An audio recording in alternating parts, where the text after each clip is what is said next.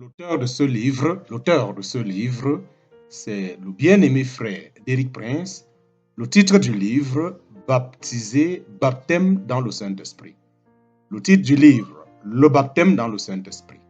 Nous sommes au chapitre 4, petit 2. Chapitre 4, petit 2. Le Saint-Esprit est le grand enseignant, la parole de Dieu. Jésus-Christ a promis que quand l'Esprit de vérité viendrait, il nous conduirait dans toute la vérité. Il nous enseignerait et nous rappellerait tout ce que Jésus a dit.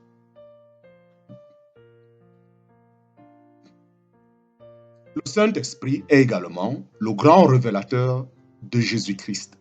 L'apôtre Jean a dit, « Il me glorifiera ». En parenthèse, Jean 16, 14a. Ces deux fonctions vont ensemble car Jésus est la parole vivante et la Bible est la parole écrite. Le Saint-Esprit est l'auteur, la parole écrite, et il est celui qui vient en nous pour être l'interprète de la parole. En 1941, alors que j'étais soldat au service de l'armée britannique, j'ai été invité par un autre soldat à assister à un culte pentecôtiste. Je ne savais pas que c'était un culte pentecôtiste et à l'époque, je ne savais même pas que les pentecôtistes existaient. Je n'avais jamais entendu parler d'eux. Si j'avais su quoi que ce soit à leur sujet, j'aurais peut-être hésité à y aller. En ce temps-là, je venais de passer 7 ans à Cambridge à étudier la philosophie et j'occupais un poste d'enseignant au King's College de Cambridge. Si quelqu'un devait se rendre à un quelconque culte religieux avec une attitude critique, c'était bien moi, je pensais. Voyons voir si le prédicateur sait de quoi il parle. Le prédicateur en question n'était pas au courant, mais c'était ma manière de voir les choses. Après l'avoir écouté un moment, je tirais 2 conclusions claires et définies. La première était que le prédicateur savait de quoi il parlait, et la seconde était que moi, je ne le savais pas. Quelque chose m'a impressionné. Lorsqu'il a parlé de David, de Saül, de Samuel et de toute une série d'autres personnages bibliques, il semblait avoir une telle relation avec eux qu'on aurait dit qu'il les avait vus le matin même. Je me demandais comment il avait appris à connaître si bien ces gens. Quelques années plus tôt, lorsque j'étais à l'école, j'avais une excellente mémoire et je connaissais bien la Bible. J'avais toujours 90% de bonnes réponses lors de la science plutôt monotone que l'on nous imposait le matin. Cependant, tout cela datait d'environ 14 ans avant cet incident. Lorsque j'ai été baptisé dans le Saint-Esprit, en parenthèse, événement qui a eu lieu dans un baraquement militaire, peu de temps après avoir entendu prêcher ce pasteur pentecôtiste, chaque histoire biblique que j'avais étudiée enfant est devenue aussi claire et vivante que si je l'avais lue la veille.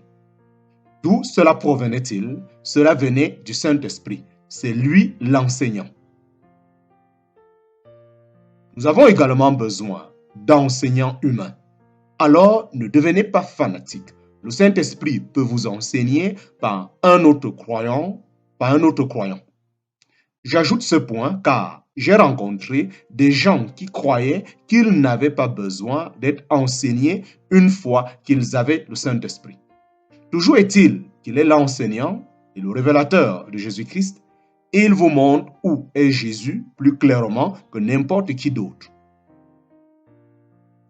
Savez-vous où se trouve Christ? Il est assis à la droite du Dieu Tout-Puissant et tout pouvoir lui a été donné dans le ciel et sur la terre. En parenthèse, voir Matthieu chapitre 28, verset 18. Lorsque le Saint-Esprit est descendu le jour de la Pentecôte, c'était comme un message personnel de la part du Seigneur à ses disciples cloîtrés à part dans la chambre haute.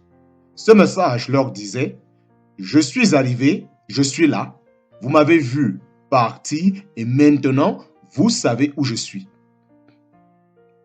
Peu de temps après, Pierre s'est livré et a dit à ces Juifs incroyants qui rejetaient le Christ. Élevé par la droite de Dieu, il a reçu du Père le Saint-Esprit qui avait été promis et il l'a répandu comme vous le voyez et l'entendez. En parenthèse, Actes chapitre 2, verset 33.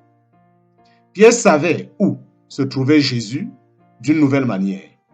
Qui a éclairé son esprit sur ce fait? C'est le Saint-Esprit. Pour exalter Christ. Pour exalter Christ. Ma première épouse, Lydia, était une luthérienne convaincue de l'Église officielle danoise.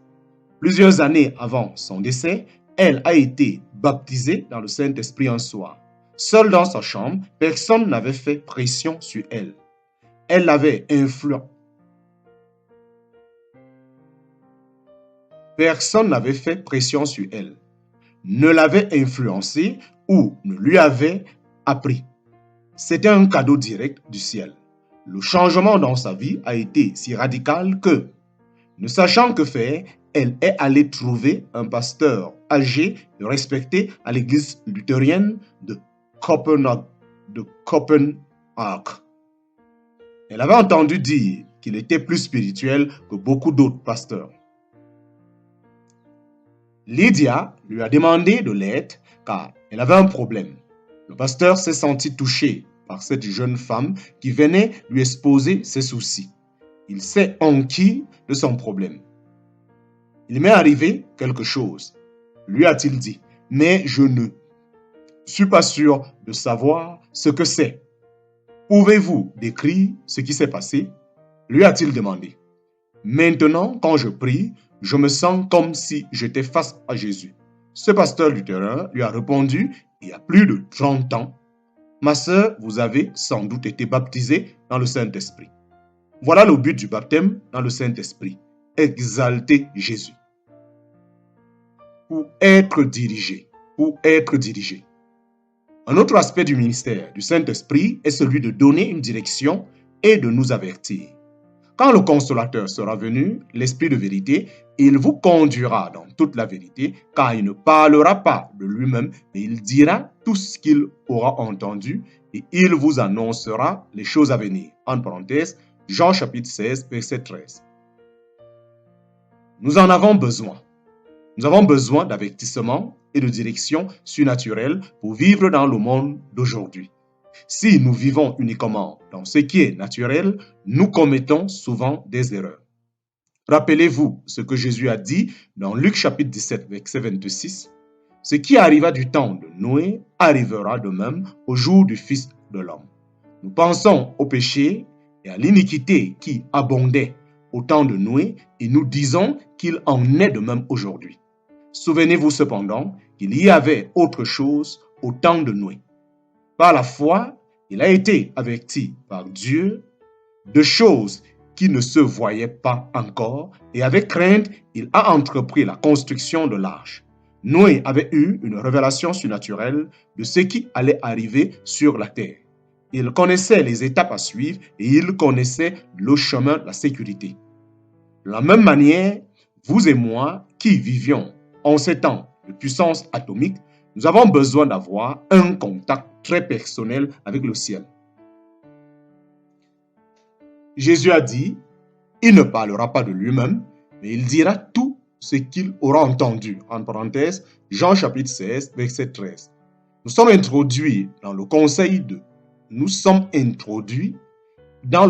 des cieux lorsque nous sommes baptisés dans le Saint-Esprit et nous entendons sa voix calme et discrète. Je peux personnellement en témoigner, ayant parcouru plusieurs milliers de kilomètres, ayant été dans plusieurs endroits isolés et dangereux. Je veux attester de cette direction et de cette révélation surnaturelle de la part du Saint-Esprit. Il m'a si souvent dévoilé ce qui allait arriver. Sa direction m'a rendu capable d'agir dans le bon sens. Il est évident que nous avons besoin de cela aujourd'hui. Pour être en bonne santé.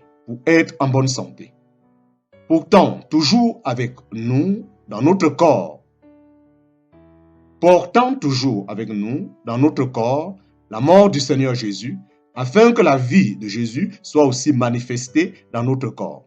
Car nous qui vivons, nous sommes sans cesse livrés à la mort à cause de Jésus, afin que la vie de Jésus soit aussi manifestée dans notre chair mortelle. En parenthèse, 2 Corinthiens chapitre 4, versets 10 à 11.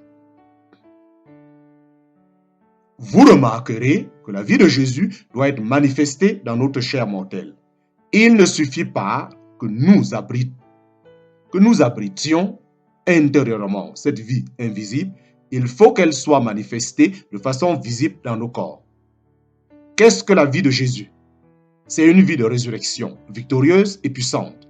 C'est la volonté de Dieu qu'elle soit manifeste dans notre chair mortelle. Quelle place reste-t-il alors pour les œuvres du diable dans nos corps? Vous remarquerez que le mot « manifester » est utilisé 2 fois dans ces 2 versets.